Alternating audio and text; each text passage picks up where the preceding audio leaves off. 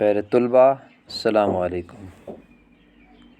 آج کے اس ویڈیو میں بزم انجم نظم جو ہم مطالعہ کر رہے ہیں، اس کے دو بند ہم نے پچھلے دو ویڈیوز میں ہم نے پڑھے، اور آج ہم جو اس کا تیسرا اور آخری بند ہے اس کو سمجھنے کی کوشش کریں گے۔ تو جیسے کہ پہلے بھی میں نے یہ بتا دیا آپ کو کہ اس پہلے بند کے جو پہلا جو بند ہے اس کا جو آخری شعر ہے، عرش بری سے آئی آواز ایک ملک کی، کہ ایک غیبی آواز آئی ایک ملک کی، فرشتہ کی، اور اس نے ان تاروں سے مخاطب ہو کر کیا کہا ان سے؟ اے شب کے پاسبانو، اے آسماں کے تارو، تابندہ قوم ساری گردوں نشیں تمہاری۔ اے شب کے پاسبانو، پاسبانو مطلب اے پہرا دینے والو، آپ کوئی پیغام دے دو۔ جو زمین والے ہیں، مسلمان ہیں، ان کو کچھ ایسا پیغام دے دو، کیونکہ یہ آپ کو کیا سمجھتے ہیں؟ آئین قسمتوں کے تم کو یہ جانتے ہیں، کیونکہ یہ آپ کو اپنی قسمت اور اپنی تقدیر کا دارمدار مطلب تاروں کو دیکھ کر اپنا مقدر تعین کرتے ہیں، تو آپ انہیں کوئی ایسا پیغام دیجیے، شاید سنیں صدائیں اہل زمین تمہاری، تاکہ یہ تمہاری صدا، تمہاری آواز سنیں، کیونکہ مسلمان جو ہے یہ اس وقت کیا؟ یہ غفلت کی نیند سو رہے ہیں، آپ انہیں جگاؤ، کیونکہ یہ آپ کو رہبر مانتے ہیں۔ تو اب یہ جو آخری بند ہے اس میں علامہ اقبال تاروں کی زبان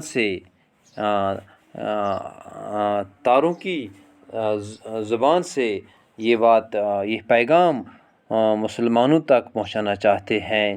کہتے ہیں حسن ازل سے پیدا تاروں کی دل بری میں، جس طرح عکس گل ہو شبنم کی آرسی میں، کہ جس طرح سے یہ اللہ تعالیٰ کا حسن جو ہے یہ تاروں میں اسی طرح ہے۔ یہ قدرت کا تاروں کو جب ہم دیکھتے ہیں تو ہمیں اللہ تعالیٰ کا جلوہ دکھائی دیتا ہے ان میں، کس طرح؟ اسی طرح سے جس طرح ہم جب پھولوں پر جب شبنم پڑتی ہے تو وہ اتنا وہ آئینے جیسا ہوتا ہے۔ آرسی مطلب ہے آئینہ، تو وہ آئینہ جیسا ہوتا ہے۔ اس آئینے میں جس طرح ہم اس پھول کو دیکھتے ہیں، عکس گل کو دیکھتے ہیں، اسی طرح ہمیں تاروں میں اللہ تعالیٰ کا حسن، اللہ تعالیٰ کی قدرت نظر آتی ہے۔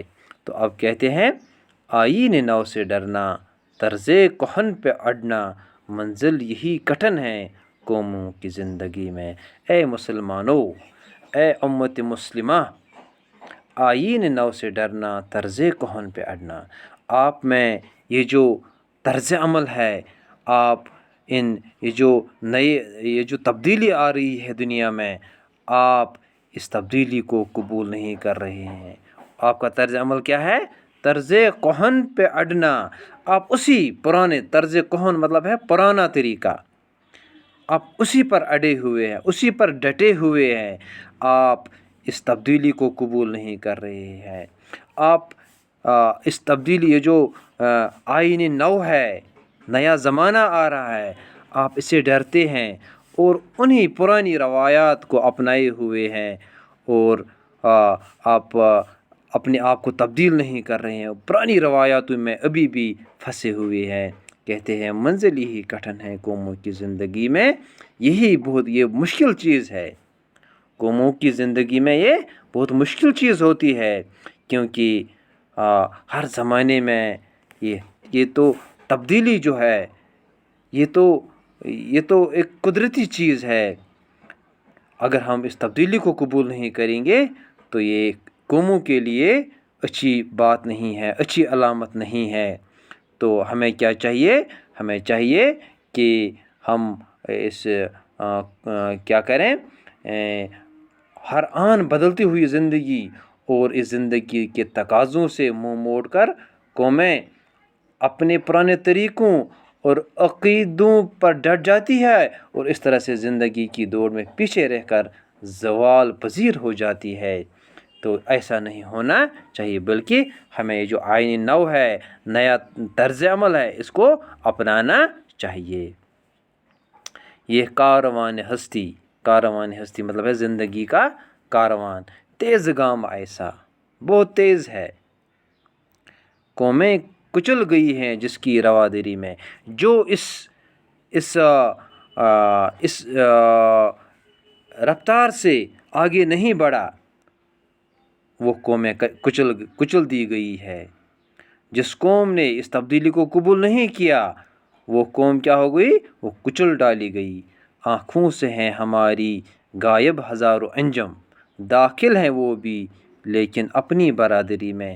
اور تارے کہتے ہیں کہ بہت سارے تارے ہیں جو ہم سے بہت دور ہے، بہت غائب ہزاروں انجم، وہ بہت دور ہیں، جیسے وہ ہمارے میں نہیں ہیں، لیکن داخل ہیں وہ بھی لیکن اپنی برادری میں۔ ہم ان کو بھی اپنی برادری کا حصہ سمجھتے ہیں۔ اسی طرح سے مسلمانوں میں بھی ہونا چاہیے، جہاں پر بھی ہو، نیل کے ساحل سے لے کر تاب خاک کاشگر، ایک ہو مسلم حرم کی پاسبانی کے لیے۔ ہم جو اس وقت بٹے ہوئے ہیں، نہیں، ایسا نہیں ہونا چاہیے۔ اگر مشرق میں کسی مسلمان کو تکلیف ہو تو مغرب میں جو مسلمان رہتا ہے وہ اس درد کو محسوس کرنا چاہیے۔ اگر عرب میں کسی مسلمان کو کوئی تکلیف ہو تو عجم والا جو مسلمان ہیں وہ اس کے درد کو سمجھے اور اس کی درد کو مرہم کرے۔ ایک عمر میں نہ سمجھے اس کو زمین والے، جو بات پا گئے ہم تھوڑی سی زندگی میں، لیکن یہ زمین والے ابھی تک اس کو نہیں سمجھے ہیں۔ ہم تاروں نے تو اس کو سمجھا ہے کہ یہ ایک برادری ہے، ہمیں اتحاد و اتفاق سے رہنا چاہیے، لیکن زمین والے اس کو ابھی سمجھ نہیں پائے۔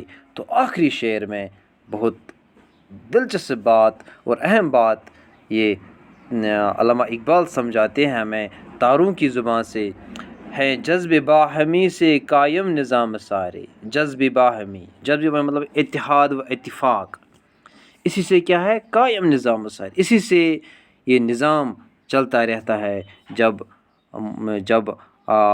آپس میں کیا ہو؟ اتحاد ہو، اتفاق ہو، الفت ہو، محبت ہو۔ پوشیدہ ہے یہ نقطہ تاروں کی زندگی میں۔